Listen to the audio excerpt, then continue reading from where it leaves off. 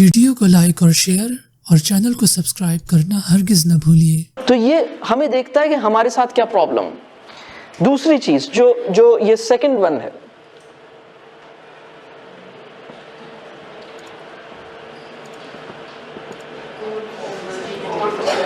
Over facilitation. जो काम आपका बच्चा खुद कर सकता है आप उसे नहीं करने दें। आप कहें मां सदके,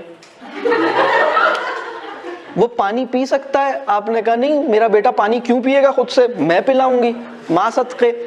इस तरह आपने बहुत गलत जगह पे सदका दिया जिसकी जरूरत ही नहीं थी आपको, मतलब सही जगह पे खर्च होना था। अच्छा ये भी एक प्रॉब्लम, बाप को सदके की तौफीक ही नहीं हो रही, बाप बिल्कुल माँ ही सदका दे रही। तो ये जो ओवर फैसिलिटेशन है, उनसे कहें वो अपना काम खुद करें, अपना खाना खुद, अपने जो बर्तन है खुद उठाएं, अपना काम खुद करें, अपना बैग खुद पैक करें, अपनी चीज़ें खुद करें, अपना पानी खुद निकाल के पिएं।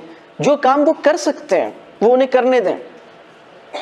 थोड़ी दूर जाना है, ज़रूरी है गाड़ी में जाएं, पैदल जाएं। ये जो पैदल चलना भूल गए बच्चे, मुझे नहीं पता यहाँ की क्या सिचुएशन है, लेकिन और जगहों पे तो ये सिचुएशन है कि बच्चे पैदल नहीं चलना चाहते, वो चाहते हैं हमें फैसिलिटेट किया जाए। तो ये एयरपोर्ट पे जा रहे हैं तो वो जो बेल्ट है उस पे चलना चाहते हैं, मतलब पैदल नहीं चलना चाहते। मतलब ये सारे प्रॉब्लम्स हैं। तो अगर आप ये काम करेंगे, और ये वो चीज़ है कि आपके बच्चे की किसी से भी लड़ाई हो, आपका बच्चा किसी की भी कंप्लेन करे, तो आपने ये पहले सोच लेना है कि गलती तो दूसरे की होगी, ये तो मेरा बच्चा है, इसकी गलती हो ही नहीं सकती, ये तो मेरा बच्चा है। ये बहुत गलत है। आप उसको बताएं कि बेटा नहीं, मैं उसूल के साथ खड़ा हूं, जो आपकी सही बात है मैं आपके साथ खड़ा हूं, किसी और की सही बात है मैं उसके साथ खड़ा हूं। ये इतना फेयर होना चाहिए। और बताएं और कैसे कैरेक्टर खत्म होगा? कोई बड़ी हाँ,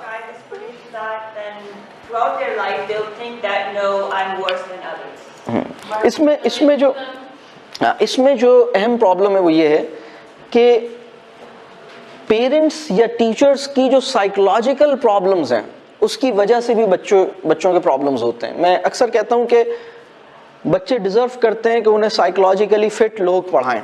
बच्चे डिजर्व करते हैं कि वो इंसान जो उनको पढ़ाने या उनकी पेरेंटिंग कर रहा है, मतलब आइडियली बच्चों के पेरेंट्स को साइकोलॉजिकली फिट होना चाहिए। जब वो साइकोलॉजिकली डिस्टर्ब्ड होते हैं, फॉर एग्जांपल बहुत सारे लोग हैं, हमें देखना है कि हम खुद तो ऐसे नहीं हैं, बड़ी जल्दी उदास हो जाते हैं, बड़ी जल्दी मूड स्विंग्स होते हैं, डिस्टर्ब्ड होते हैं, और एक नेगेटिविटी के अंदर होते हैं, हिम्मत हार जाते हैं, नाउमीद हो जाते हैं।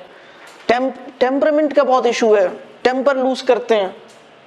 तो ये जो इश्यूज हैं, अगर आप अगर मैं ये कहूं कि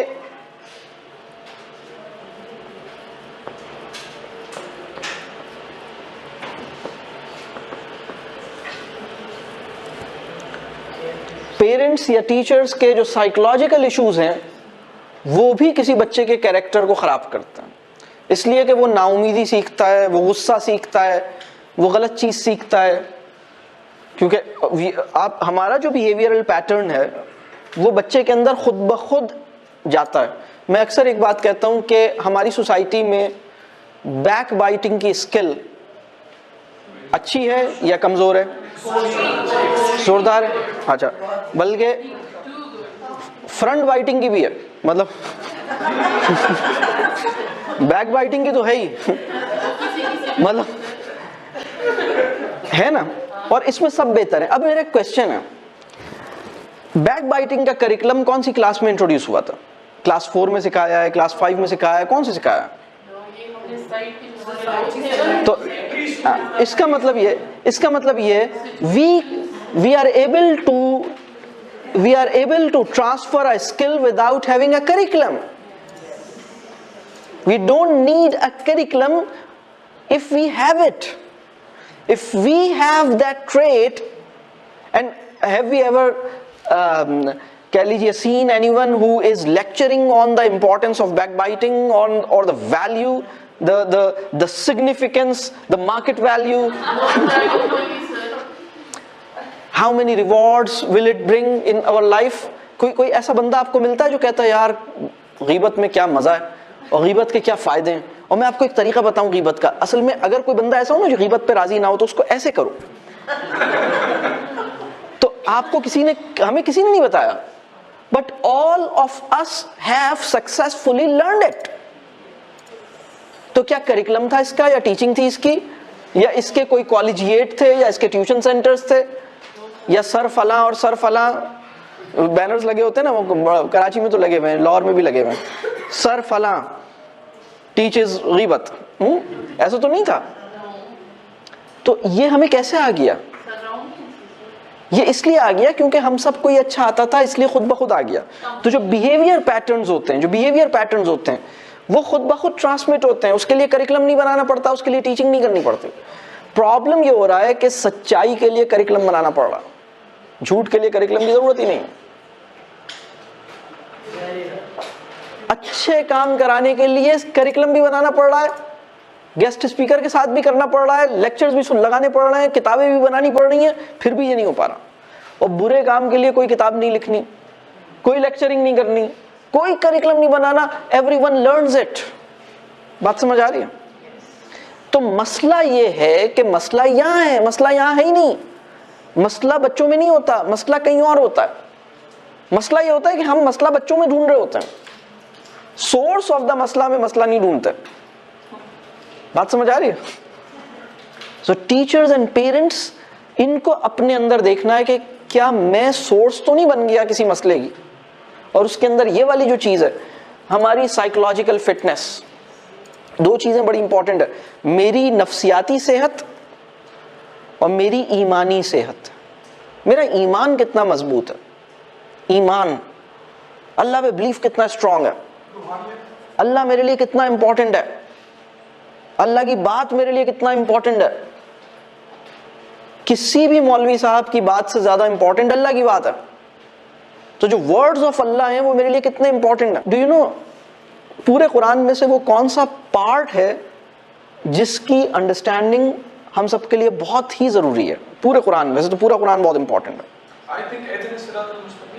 सूरह फातिहा, यस, सूरह फातिहा, only 7 आयats, just 7 ayats, and in English we know this surah, the name is the opening, and कुछ लोग कहते हैं the opener, the opening, the चाबी, the key। सूरह फातिहा इसी से बना है मफ्तूह, मफ्तूह is in Arabic is key। so 17 times इसकी रेसिटेशन हर मुसलमान पे फर्ज है। 17 times a day सूरह फातिहा is फर्ज, 17 times a day।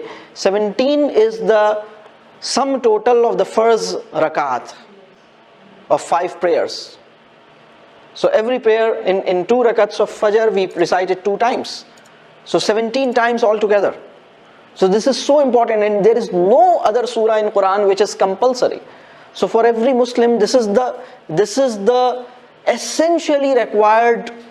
वीडियो को लाइक और शेयर और चैनल को सब्सक्राइब करना हरगिज न भूलिए। So this is so important, and there is no other surah in Quran which is compulsory। so for every Muslim this is the essentially required, कह लीजिए, component of the Quran, जिसको हर person ने सुनना, comprehend करना, उसमें गौर फिक्र करना, ponder करना। this will open up the whole Quran before us इंशाअल्लाह। so ये हमारा अपना इंडिविजुअल करिकुलम भी हो सकता है। अगर हम सबको ये इंडिविजुअली भी हम इसको कर सकते हैं ना, कि हम उसको खोलें और हम देखें कि okay what is the translation of and what does it say. क्या ख्याल? अच्छा, और बताइए what else can we do?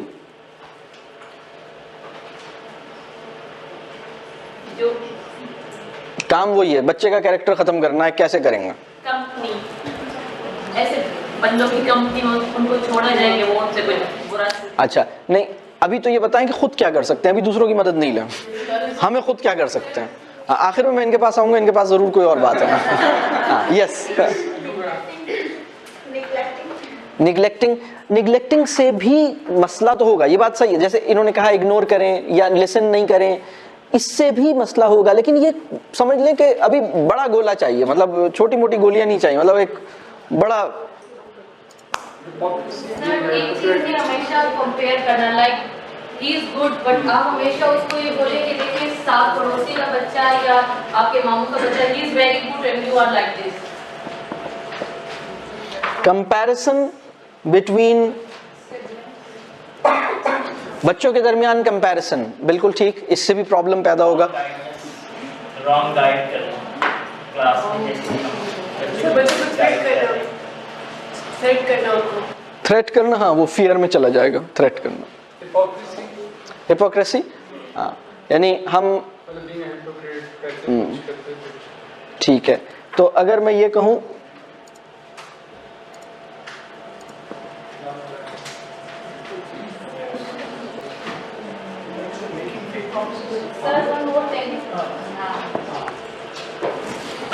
Ji, sir parents की आपस में फाइट, उनकी वजह से भी बच्चे, ठीक है ठीक है। तो हम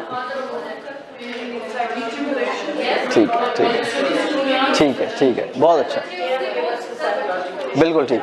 तो हम इसमें ये कहें कि इसके अंदर जो प्रॉब्लम होगा वो ये होगा कि आपके बैड रिलेशनशिप्स होंगे।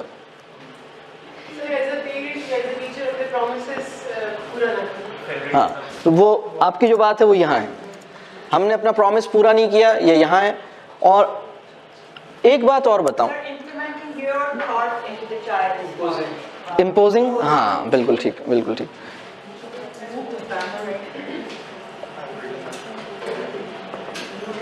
इम्पोजिंग व्यूज, अगर हम में से कोई ये जानना चाहे कि हम साइकोलॉजिकली कितने फिट हैं, हमारी साइकोलॉजिकल फिटनेस अपनी कोई जानना चाहे कि कितना फिट हूं मैं साइकोलॉजिकली, तो उसको 2-3 क्वेश्चंस अपने कुलीग से पूछने चाहिए और अपनी फैमिली से पूछने चाहिए। पहला क्वेश्चन ये है, डू आई लुक हैप्पी? और इसके 4 आंसर्स हैं, ऑलवेज, ऑफन, समटाइम्स, रेयरली। तो ऑलवेज की कैटेगरी में जिसको लोग प्लेस कर रहे हैं वो साइकोलॉजिकली फिट है। एक बात, do I look happy? How easy is it for you to remain happy? that shows your psychological strengths, point 1। ठीक है। दूसरी बात ये कि जो रिलेशनशिप्स हैं वो इंजॉयबल हैं, you are able to live with people who are not like you। अपने से मुख्तलिफ किस्म के बंदों से भी आपकी बन जाती है, चाहे वो पॉलिटिकल व्यूज में डिफरेंट हो, चाहे वो रिलीजियस व्यूज में डिफरेंट हो, चाहे वो किसी और अंदाज से डिफरेंट हो, तो आपकी दूसरे बंदों से बन जाती है।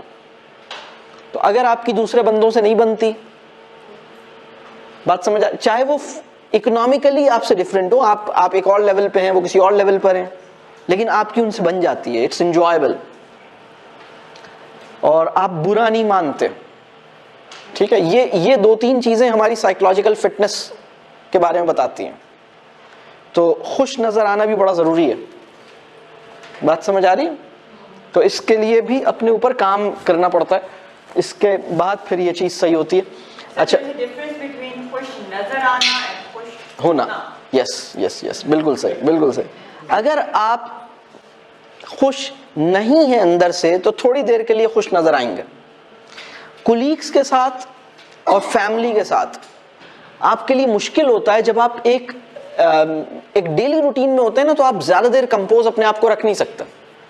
थोड़ी देर के बाद कम से कम फैमिली के साथ तो नहीं रख सकते। अगर कुलीग्स के साथ आप नए आए हैं, अभी 2 हफ्ते हुए हैं, तो आपने अपना एक थोड़ा सा 2-3-4 हफ्ते के बाद आप कहेंगे यार अब हटाओ इस मास्क को, अब मैं वैसे आ जाऊं जैसा मैं हूं, जरा रिलैक्स हो जाते हैं, फिर आप ओपन हो जाते हैं। तो क्योंकि बहुत मुश्किल होता है, आपकी क्रिएटिविटी, असल में जो हमारी नेचुरल सेल्फ है ना, उसके साथ हमें ज़्यादा मेहनत नहीं करनी पड़ती। वो मार्क ट्वेन ने बड़ी खूबसूरत बात कही थी, उसने कहा था कि अगर आप सच बोलते हैं तो आपको बहुत सारी चीज़ें याद नहीं रखनी पड़ती, मतलब जहन पर जोर नहीं पड़ता ना। आपको ये नहीं होता कि यार मैंने इनको क्या बताया था, उनको क्या, आपको क्या बताया था मैंने, अच्छा हाँ आपको तो मैंने वो बात बताई थी और आपको मैंने ये कहा था। तो अगर आप सच बोलें तो बहुत सारी चीजें याद नहीं रखनी पड़ती हैं, मतलब बिल्कुल जहन लाइट रहता है। बात समझ आ रही? अच्छा, और क्या चीज है इसमें अब तक जो वैसे जो बहुत जबरदस्त हैं, जो बहुत मतलब आप ये काम करें, ठीक है, आप ये काम करें, यानी जो इमीडिएट, जिसका इमीडिएट इफेक्ट है ना, आप मतलब ये काम करें और फौरी तौर पर बहुत ही पावरफुल किस्म के। और बताएं। डिस्करेज करने से भी हो सकता है, लेकिन इससे भी बड़ी कोई चीज बताएं।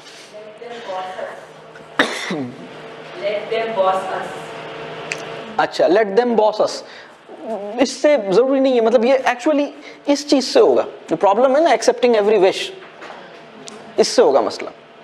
अगर उसको ये पता है कि जो मैं कह देता हूं ये उसे फॉलो करते हैं, तो ये ठीक नहीं है।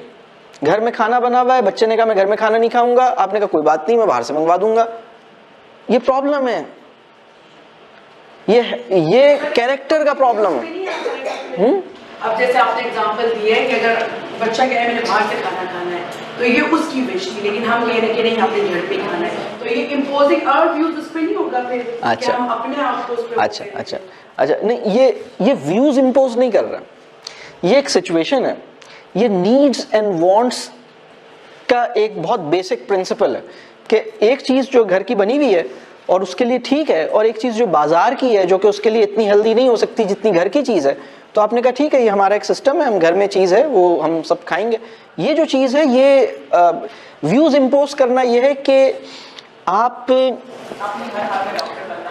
हाँ, व्यूज ये वाली, आपने हर हाल में डॉक्टर बनना है, या आपने जो है वो जैसे, यानी कोई ऐसी चीज जिसमें उसको लिबर्टी दी जा सकती है, उसकी अपनी चॉइस है, उसमें आपने कहीं तो खाने वाला तो एक बिल्कुल डिफरेंट चीज है, ठीक है। तो एक चीज और है, हाँ आप कोई ऐड करेंगे? Yes, I think sometimes parents are like, sometimes really good, but they physically abuse the child too much. They hit him too much. ठीक है, तो वो हम फिजिकल एब्यूज भी रख लेते हैं, चले अलग से, यानी इसके अंदर तो हम दूसरे तरीके से कर ही रहे हैं, लेकिन फिजिकल एब्यूज, पनिशमेंट्स, वो वाली चीजें, ये भी एक बहुत बड़ा प्रॉब्लम है, इसकी वजह से भी बहुत सारे मसले होते हैं, ये बात सही है, बिल्कुल ठीक। और बताइए, एक चीज और है जो इससे भी टच करेगी, लेकिन मैं उसको कैटेगोरिकली अलग से लिखना चाहता हूं, और वो चीज है मैं यहां लिख रहा हूं,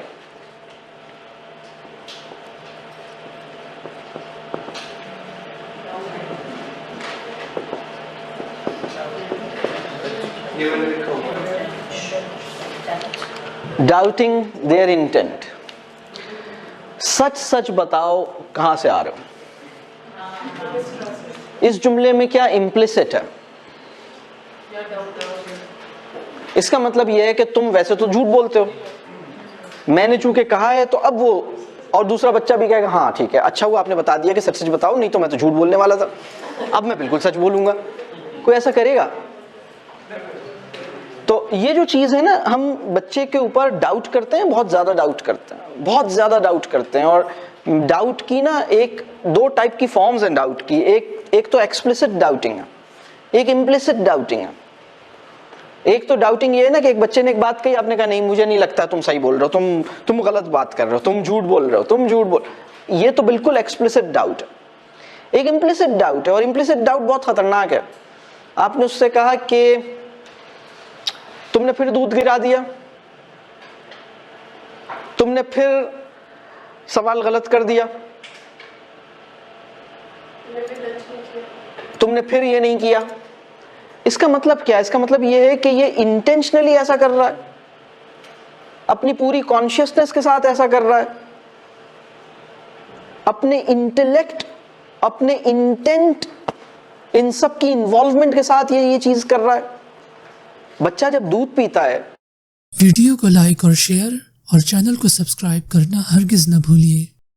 बच्चा जब दूध पीता है तो ऐसा नहीं होता कि वो दूध गिराए, दूध उससे गिरता है। तुमसे दूध गिर गया इज द राइट स्टेटमेंट, तुमने फिर दूध गिरा दिया इज एक्चुअली,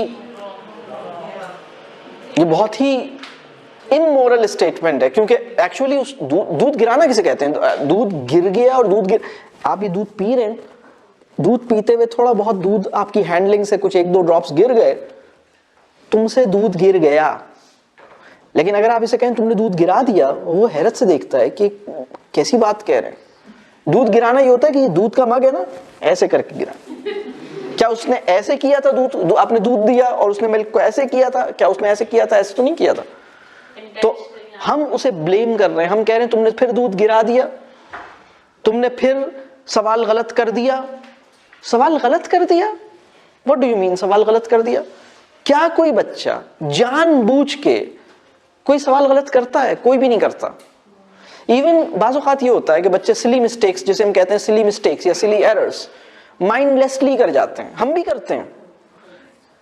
अगर मैं आपसे ये पूछूं कि क्या कभी आपके साथ ऐसा हुआ है कि आपने बोर्ड पे कोई वर्ड लिखा हो और उसमें एक लेटर माइंडलेसली स्किप कर दिया हो, और आपको पता है कि उसकी सही स्पेलिंग क्या है, आपको वो स्पेलिंग आती है, लेकिन unknowingly, unintentionally, it was not with the involvement of your intellect and consciousness and intention, you did not do it deliberately, somehow it happened.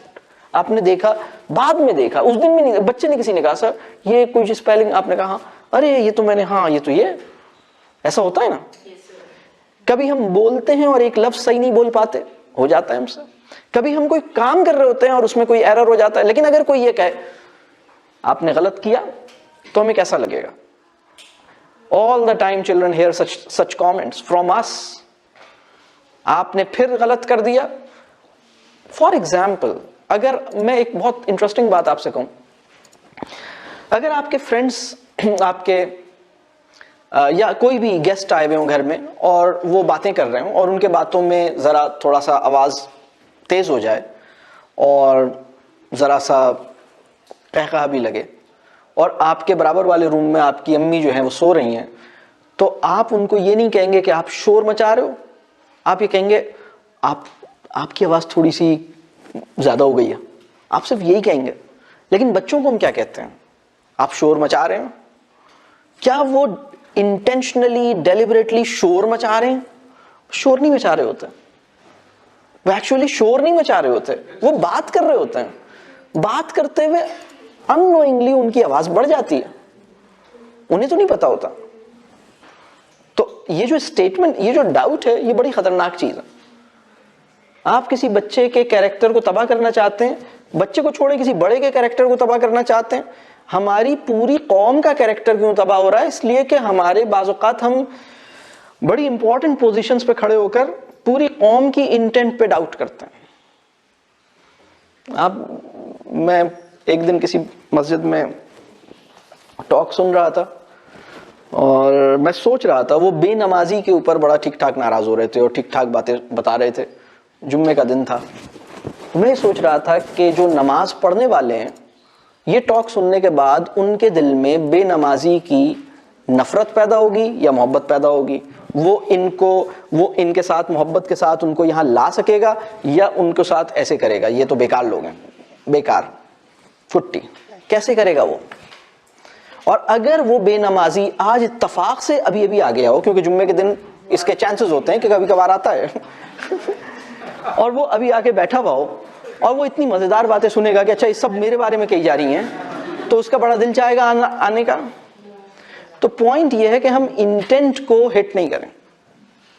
हम ये नहीं बोलें तुमने फिर नमाज छोड़ दी, हम ये कहें तुमसे फिर नमाज छूट गई, तुमसे ये मिस हो गया, तुमने ये गलत किया की बजाय तुमसे ये गलत हो गया। आप किसी बच्चे, अगर आपको ये पता लग जाए कि कोई बच्चा झूठ बोल रहा है, तो आपको पता है उसे करेक्ट करने का तरीका क्या है? अगर आपको ये पता लग जाए कि कोई इंसान झूठ बोल रहा है, तो इखलाकी बात यह है कि आप उसे ये नहीं बताएं कि आपको पता लग गया है कि तुम झूठ बोल रहे हो। सपोज आपको ये पता लग गया कि फला बच्चा झूठ बोल रहा है, इफ यू डू इट, आप उस बच्चे को पकड़ते हैं और कहते हैं नहीं पहले एक्सेप्ट करो, तुम झूठे हो, एक्सेप्ट करो, एक्सेप्ट करो, एक्सेप्ट करो, एक्सेप्ट करो, और वो एक्सेप्ट नहीं करता, फिर आप एविडेंसेस ढूंढते हैं। आप उसके पड़ोसी को कहते हैं तुम बताओ एविडेंस है ना तुम्हारे पास, लाओ तुम आ जाओ। फिर इसको खड़ा करते हैं दूसरे बच्चे को, से वो बच्चा कहता है मुझे पता है आपने ऐसे किया था, फिर एक और एविडेंस पकड़ के लाते हैं, फिर उसको प्रूफ करते हैं, उसको भागने का रास्ता नहीं देते, फिर आप प्रूफ कर देते हैं। आप लाइफ टाइम इसके कैरेक्टर को तबाह कर देते हैं। अगर आपको ये पता लगे कि ये बच्चा झूठ बोल रहा है, तो इसको सच पे लाने का तरीका ये नहीं है कि इसको बताएं, इसको साबित करें। इसको सच पे लाने का तरीका ये है कि आप ये इसे नहीं बताएं कि तुम झूठ बोल रहे हो। आप इसको ये जाहिर भी ना होने दें, ये पता भी ना चलने दें कि आपको ये पता चल गया है कि इसने झूठ बोला है। This is for you, this is for your information. आप ये सोचें कि वो कौन से फैक्टर्स हैं जिसकी बेसिस पर ये सच के साथ नहीं आ रहा, इसे क्यों जरूरत पड़ी झूठ बोलने की, इसने मेरे साथ जो सही बात थी वो क्यों नहीं बताई, इसने मुझसे बिल्कुल स्ट्रेट फॉरवर्ड क्यों नहीं हुआ। आपको ये सोचना चाहिए। ये तो बहुत बड़ा डेटा है आपके लिए। आप क्या करते हैं, उसे प्रूफ करते हैं, उसको पकड़ते हैं, उसको साबित करते हैं, मुझे पता है, मुझे सब पता है, मेरी पीछे भी आंखें होती हैं, मैं यूं करता हूं, उल्टी सीधी हरकतें शुरू कर दी। आप उससे कहें बेटा, आप उसको कुछ भी नहीं कहें। और दूसरी बात, ये जो आप ये देखें कि उसके फैक्टर्स क्या हैं, उसके फैक्टर्स क्या हैं, क्यों ये ऐसा कर रहा है। अगर किसी बच्चे की आपको करेक्शन की जरूरत पेश आए, सपोज उस बच्चे को पता लग गया है कि आपको पता लग गया है, और you have to give a response to that child, suppose situation is like that, आप पहला काम तो ये करें कि उसकी पब्लिक इमेज सेव कर लें। वो बच्चा जिसकी सेल्फ रिस्पेक्ट आपने प्रोटेक्ट कर ली, उस टाइम पर जब उसकी सेल्फ रिस्पेक्ट खत्म होने वाली थी, आप जीत गए। ये दुनिया के साथ बेईमानी कर सकता है, आपके साथ फेयर रहेगा। आपने एक चीज कहलाती है पर्दादारी, ठीक है। मैं अक्सर ये कहता हूं कि पर्दा करना आसान हो गया, पर्दादारी मुश्किल हो गई। व्हाट इज पर्दादारी? पर्दादारी इज किसी के ऐप पे, किसी के फॉल्ट्स पर पर्दा डालना, किसी के फॉल्ट्स को छुपा लेना। ये बहुत बड़ी वर्चू है, ये बहुत बड़ी वैल्यू है। अब एक बच्चा जिसकी आपको पता लगा कि इसने गलत बात की है, आप इसको अकेले में बुलाएंगे, आप इसको रिपोर्ट नहीं करेंगे। हम क्या करते हैं, चलो पेरेंट्स को बुला लो, चलो फला को बुला लो। अगर आप पेरेंट्स को बुला के बताते हैं कि आपके बच्चे ने ये गलत काम किया है, इससे फायदा क्या होगा? कोई भी फायदा नहीं होगा। एक और चीज जो उस बच्चे की कैरेक्टर को खत्म करेगी वो है कंप्लेनिंग। आप इस बच्चे की कंप्लेन करें किसी भी इंसान से, आप एक बच्चे ने कोई गलत काम किया, आप इसके पेरेंट्स को बुलाएं और उनको बताएं इसने ये गलत काम किया। आप देखिएगा, आप अगर किसी की वाइफ हैं, आपके हस्बैंड आपकी किसी बात की कंप्लेन आपकी अम्मी से करें, तो आपको बड़ा अच्छा लगेगा। आप कहेंगे हाँ, आपने मेरे अंदर प्रॉब्लम देखा, सीधे मेरे पेरेंट्स तक पहुंच गए, मैं बिल्कुल सही हो गई, thank you very much, will you do this? आप कहेंगे ऐसी कम तैसी। अब मैं बताती हूँ, ऐसी बच्चा करता है। बच्चा कहेगा मैं क्यों, मतलब आपने मेरे साथ, मतलब वो जो ट्रस्ट है ना, if you can keep the matter between you and the child, you are the person who can do much, who can solve this problem, इंशाल्लाह। आपने बच्चे को अकेले में बुलाया, और आपने अकेले में बुला के ये नहीं बोला कि तुमने झूठ बोला है, आपने ये बोला उस सिचुएशन में तुमसे कुछ गलत बयानी हुई है, उस सिचुएशन में तुम कुछ मिसरिप्रेजेंट कर गए फैक्ट्स को। आप किसी को ये बोले, आपको पता है एग्जैक्टली इसने झूठ बोला है, आप उससे कहें सर मुझे लग रहा है आपसे कुछ मिसरिप्रेजेंट हो गए फैक्ट्स, आप ये बोलें। अब वो आपकी बात सुनेगा गौर से, क्या ख्याल है? और अगर आप कहते हैं मुझे पता है आप झूठ बोल रहे हैं, कैसा लगेगा? तो ये जो डिग्निटी है, ये जो उसकी इंटेंट है, उसको अटैक किए बगैर हम उसकी करेक्शन कर सकते हैं, और उसी तरह उसकी करेक्शन होगी। आप उसको अकेले में बुलाइए और अकेले में बोलिए बेटा मैं चाहता हूं तुम मुझसे ना कोई भी बात हो तुम मुझसे कर लिया करो। और ये जो किसी सिचुएशन में तुम शायद बड़ा प्रेशर फील, तुम शायद परेशान थे, तुम घबरा गए, तुमसे जो फैक्ट्स, तुमने कुछ फैक्चुअली कुछ फैक्चुअल एरर कर दी, तुमने फैक्ट्स को ठीक से रखा नहीं, स्टोरी शायद ऐसी थी नहीं, वो तुम शायद प्रेशर में थे, तुम घबरा गए, so out of that pressure तुमसे कुछ मिसरिप्रेजेंट हो गया। I understand. ये जब आप कह देते हैं ना, तो एक स्पेस देते हैं उसके इंटेंट को, वो वहां से बेहतर होना शुरू होता है। क्या ख्याल? हमारी सोसाइटी का एक प्रॉब्लम है एक्यूट ट्रस्ट डेफिसिट। वीडियो को लाइक और शेयर और चैनल को सब्सक्राइब करना हरगिज न भूलिए। हमारी सोसाइटी का एक प्रॉब्लम है एक्यूट ट्रस्ट डेफिसिट। तो कोई किसी पे ज्यादा ट्रस्ट नहीं करता, लेकिन हमें अपने साथ मतलब कोशिश ये करनी चाहिए कि हम मैटर्स को इतना क्लियर करें, बैठ के बातें करें, चीजें सॉल्व करें, बच्चे हमसे अपनी बात आके कर सकें। तो कैरेक्टर इस तरह से आपको पता लगा कैरेक्टर कैसे खराब होता है। अब आप देखिए कि इनमें से कौन सा काम ऐसा है जिसके बारे में हम ये कह सकते हैं कि ये तो हमने कभी भी नहीं किया। इनमें बहुत सारी चीजें ऐसी हैं जब हम अपने आप को क्रिटिकली इवैल्यूएट करेंगे तो हमें पता लगेगा हो मुझसे कभी ये भी हुआ है, मुझसे कभी ये भी हुआ है, समटाइम्स मुझे ये भी गलत मुझसे हो गया। मैं ये नहीं कह रहा कि आपने किया है, मैं ये कह रहा हूं आपसे हुआ है। मैं ये नहीं कह रहा कि आप ये सब करते हैं, मैं ये कह रहा हूं कि आपसे ये कभी कभी हो जाता है, अननोइंगली हो जाता है, अनइंटेंशनली हो जाता है, कभी कभी लैक ऑफ क्लैरिटी की वजह से हो जाता है, कभी कभी इतना बड़ा विजन नहीं होता, इतनी क्लैरिटी, इतनी नॉलेज नहीं होती, कभी कभी मिस हैंडल हो जाती हैं चीजें। मैं ये नहीं कह रहा कि आप इंटेंशनली ये करते हैं, लेकिन कभी कभी हमसे ये होता है। तो इसके ऊपर हम अपनी रियलाइजेशन, अपनी अवेयरनेस बढ़ाएं। ठीक है, एक चीज ये, आप में से किस किस को कोई ऐसा पर्सन जो नॉलेज में, कैरेक्टर में अपने से ऊपर देखते हैं उसको, ये जो मेंटोर है ना, कोई ऐसा पर्सन जो नॉलेज और कैरेक्टर में जिससे हम कुछ ले सकते हैं, उसका कैरेक्टर बहुत अच्छा लगता है, उसके पास विजडम है और कैरेक्टर है, वो बंदा जिसके पास विजडम और कैरेक्टर है वो आपका मेंटोर हो सकता है। ये आपकी फैमिली में से हो सकता है, आपके फ्रेंड्स में से हो सकता है, आपके नेबर्स में से हो सकता है, आपके मोहल्ले की मस्जिद में से हो सकता है, आपके टीचर्स में से हो सकता है, आपके कुलीग्स में से हो सकता है, और मैं बिलीव में ससुराल में से भी हो सकता है। मतलब बड़ी तो हाँ, और मियाँ जी भी ऐसा आदमी हो सकता है। मतलब तो क्या कहते हैं, कोई ऐसा बंदा नजर आ रहा है जहन में? कोई आ रहा है आपके सर्कल में? किस किस के जहन में ऐसा कोई बंदा जहन में आ रहा है? Person who has knowledge and wisdom and character. माशाल्लाह, इन लोगों से मोहब्बत करें, इन लोगों की कदर करें, इन लोगों के साथ मिलें, इनको अपने घर मेहमान बुलाएं, इनके घर पे जाएं, इनसे एक लेवल ऑफ कनेक्शन मेंटेन करें, इनसे एडवाइस सीख करें। तो जो मेंटोर है वो बंदा है जो लोगों को नाराज किए बगैर लोगों की परवाह नहीं करता, यानी लोगों को नाराज भी नहीं करता लेकिन उनकी परवाह भी नहीं करता। आप किसी ऐसे बंदे को जानते हैं जिसे लोगों की कोई परवाह नहीं है, लोग जो सोचते हैं सोचें, लेकिन लोगों को नाराज भी नहीं करता? बात समझ आ रही है? हम उल्टा हैं, हम लोगों की बहुत परवाह करते हैं और उन्हें नाराज भी रखते हैं। बात क्लियर हो रही है? यार वो क्या सोचेंगे, वो क्या सोचेंगे, मैंने उस दिन भी यही साड़ी पहनी थी, दोबारा पहन रही हूँ, क्या सोचेंगे, मेरे पास एक ही साड़ी है क्या? नहीं। हाँ, मतलब उस दिन भी यही जोड़ा पहना था, आज भी यही जोड़ा, क्या मतलब लास्ट टाइम उनकी दावत की थी तो बिरयानी बनाई थी, आज भी वही बिरयानी, नहीं आज मुझे कुछ और बनाना है। तो अब वो इसकी वजह से परेशान है, क्योंकि पिछली दफा बिरयानी खिला चुके हैं, अब कुछ और खिलाना है, इसकी वजह से परेशान है, सोच रहे हैं बेचारे, इस चक्कर से ना बाहर आ जाए। उससे कहें मैंने दाल खिलाई थी, अभी भी दाल खिलाऊंगा, आना है तो आओ। वो बंदा जो आपसे कह रहा है ना दाल की वजह से मैं नहीं आऊंगा, उसको आपके आना ही नहीं चाहिए, वो बंदा ही सही नहीं है।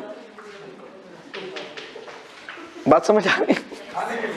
हाँ, वो सिर्फ खाने के लिए आता है। तो ये जो ऐसे जो बंदे हैं ये मेंटोर्स हो सकते हैं, इनके साथ एक अच्छी बॉन्डिंग हो सकती है, इनसे हम पूछ सकते हैं, ये हमें किताबें सजेस्ट कर सकते हैं, ये हमें बहुत सारी इल्म दे सकते हैं, हमारी अपनी लाइफ के अंदर आसानी कर सकते हैं। वो बंदा जिससे आप अपने शौहर का कोई बात डिस्कस करें और वो मना करे, यार तुम मुझसे नहीं डिस्कस किया करो, ये तुम्हारे शौहर का मैटर है, अपने शौहर से डिस्कस करो, वो मेंटोर है। और वो बंदा जो आपके पास आ रहा है, तुमने कई दिन से शौहर के बारे में कुछ नहीं बताया, ये मेंटोर नहीं है, वो मेंटोर नहीं है। बात समझ आ रही है? तो ये हमें देखना है कि एक्चुअल मेंटोर कौन है। वो मेंटोर जो है ना बड़ा सिंसियर होगा, बड़ा फेयर होगा, बंदों की परवाह नहीं करेगा, बंदों को नाराज भी नहीं करेगा। ये दोनों क्वालिटीज उसके अंदर होनी चाहिए। हाँ, अगर कोई बंदा ऐसा है जो बंदों की परवाह ना करे लेकिन बंदों को नाराज भी कर दे, तो मेंटोर नहीं हो सकता। बात क्लियर हो रही है? ना मेरा एजेंडा पूरा हो गया, मैंने 3 काम करने थे।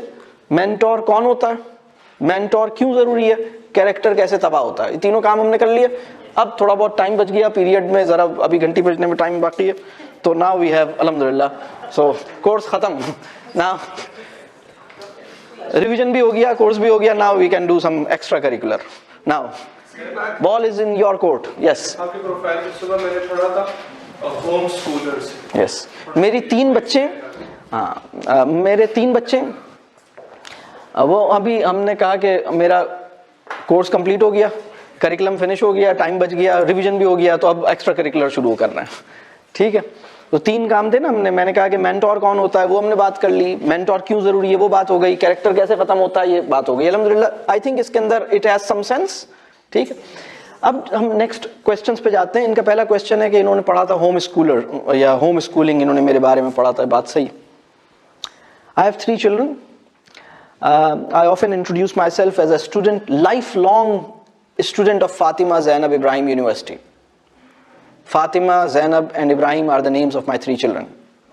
Fatima 18 years, Zainab 15 years, she is Zainab, she is my second daughter, मेरी छोटी बेटी है, और मेरा एक छोटा बेटा है इब्राहिम, who is 12. ये तीनों किसी स्कूल में नहीं जाते, ये तीनों होम स्कूलिंग करते हैं। तो होम स्कूलिंग क्या है? होम स्कूलिंग जो है वो जिंदगी से खुद सीखना है। World is your book, life is your curriculum, and you self learning and self education उसका एक पूरा पाथ है। उसमें आप बहुत सारी किताबें पढ़ते हैं, तो उसमें आप बिजनेसेस भी करते हैं। इनका अपना एक छोटा सा स्टार्टअप है क्ले होल्ड्स के नाम से, इनका अपना एक छोटा सा बहुत सारी चीज़ें ये करते हैं, लिखते भी हैं, और 3 लैंग्वेजेस इन्होंने सीखी हैं, अरबिक, इंग्लिश, उर्दू, और उसमें प्रोज पोइट्री की थोड़ी बहुत करते हैं काम। इनके ब्लॉग्स हैं, तो बहुत सारी, और फिर बच्चों के भी इस तरह वर्कशॉप्स कंडक्ट करते हैं, और किताबें भी पढ़ते हैं privately. O levels, she is in O levels, my elder daughter is in A levels, और अल्हम्दुलिल्लाह उसमें, और ये सब privately without any tuition, all by themselves, O level maths, O level chemistry, all they अल्हम्दुलिल्लाह मैनेज्ड। और हमने भी नहीं पढ़ाया, ऐसा नहीं है कि हम बैठ के पढ़ाते हों, हम नहीं पढ़ाते। मैं समझता हूँ कि पेरेंट्स का जो असल काम है वो बच्चों को पढ़ाना और होमवर्क कराना और एग्ज़ाम की तैयारी कराना नहीं होना चाहिए। पेरेंट्स का असल काम होना चाहिए बातें, खेलें, टेबल टेनिस खेलें, स्विमिंग करें, बातें करें, जॉगिंग करें, कुकिंग करें मिलके, घर की सफाई करें, ट्रिप्स पे निकलें, ये काम होना चाहिए। इसमें बड़ी लर्निंग होती है। जब आप अपने बच्चों के साथ घर में किचन की सफाई करते हैं या कोई और काम करते हैं या खेलते हैं तो लर्निंग होती है। चेस खेलें बच्चों के साथ, लर्निंग होगी, आपका बच्चा टेम्परामेंट सीखेगा, आपका भी टेम्परामेंट बेहतर होगा। तो चेस खेलना चाहिए। दुनिया में 20 से ज़्यादा कंट्रीज में चेस पार्ट ऑफ करिकुलम है। उनके जो स्कूल की क्लासरूम की डेस्क हैं उसकी जगह चेस बोर्ड्स प्रिंटेड हैं, बच्चों के पास उसकी पूरा मटेरियल अवेलेबल होता है, बच्चे चेस खेलते हैं। चेस बहुत अच्छा गेम है, इसमें कोई ख़राबी नहीं है, बहुत अच्छा गेम है, बहुत ज़बरदस्त टेम्परामेंट, इंटेलेक्चुअल आपकी जहन अच्छा खोलता है, स्ट्रैटेजी होती है उसमें। तो ये चीज़ें होती हैं, यही होम स्कूलिंग है इनकी, और इस तरह बहुत सारी चीज़ें करते हैं। तो ये है। और कोई क्वेश्चन कोई करेगा? नहीं करेंगे? Probably if you analyze yourself तो कुछ ना कुछ इस पे नजर आए फिर, ठीक है? तो what is the best technique और tip कि उसमें से अपने में से चीजें रिमूव की जाए? Because a habit takes time to grow with. तो आपका एक्सपीरियंस है कि कैसे इसमें क्या है? जो बहुत ज़रूरी चीज़ है वो है सेल्फ एनालिसिस। किसी भी टीचर का अपने लेसन प्लान प्रिपेयर करने से ज़्यादा इम्पॉर्टेंट होता है कि वो रेगुलर बेसिस पे अपना सेल्फ एनालिसिस करे। बहुत से इंस्टीट्यूशंस में एक officially demanded reflection teachers produce करते हैं। आई डोंट नो यहाँ की प्रैक्टिस क्या है, लेकिन there is a piece of reflection which is demanded in the system, और टीचर्स करते हैं कि अच्छा हमें रिफ्लेक्शन लिखना है। लेकिन जब वो चीज़ सिस्टम में आ जाती है ना, तो वो अपना एसेंस और अपनी इफेक्टिवनेस कभी कभी लूज भी कर जाती है। एक्चुअली आपके लिए बहुत इंपॉर्टेंट है कि आप अपने डे एंड पर अपने डे को एनालाइज करें।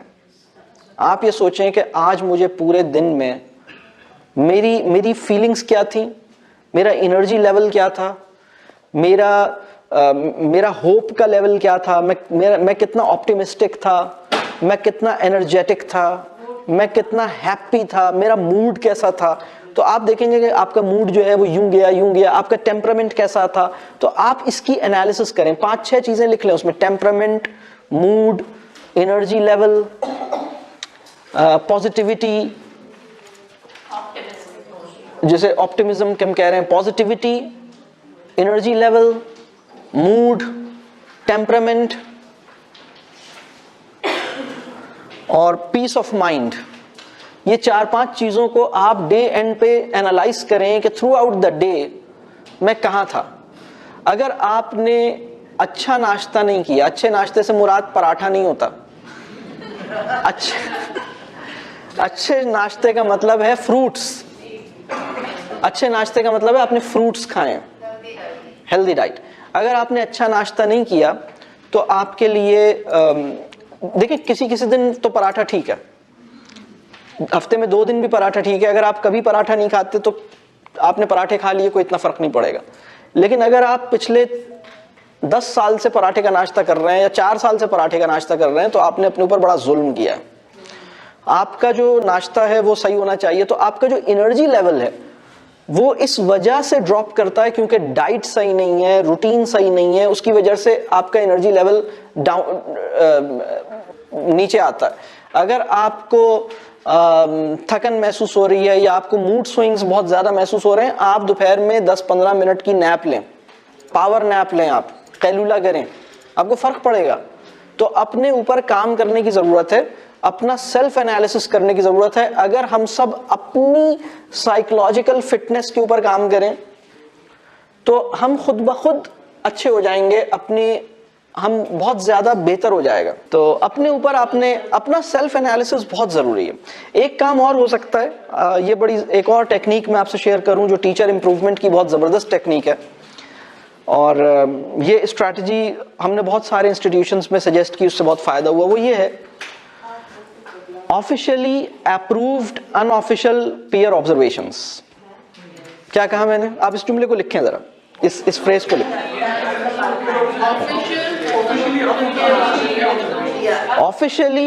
Officially approved unofficial peer observations. अच्छा, इसमें जो मजे की बात है वो ये, इसमें मजे की बात ये है कि हर बंदे ने एक सर्टेन पीरियड में, फॉर एग्जांपल एक क्वार्टर में, आपने कहा मैंने एक क्वार्टर में 3 ऑब्जर्वेशंस अपने पीयर से लेनी है और अपने पीयर्स को देनी है और उनको रिटन फीडबैक देना है। लेकिन पीयर्स मैं खुद चूज करूंगा, टाइम ऑफ ऑब्जर्वेशन हम लोग खुद म्यूचुअली एग्री करेंगे, सेट करेंगे। अपनी जो मैनेजमेंट है उसको सिर्फ हम ये शेयर करेंगे कि इससे मैंने लर्न क्या किया और मैंने किसकी की, किसने मेरी की, बस। लेकिन nothing will be reported because this is not done for any official use. Data, ये जो इसका डेटा है ना, ये डेटा ऑफिशियल पर्पस के लिए नहीं कलेक्ट किया जा रहा।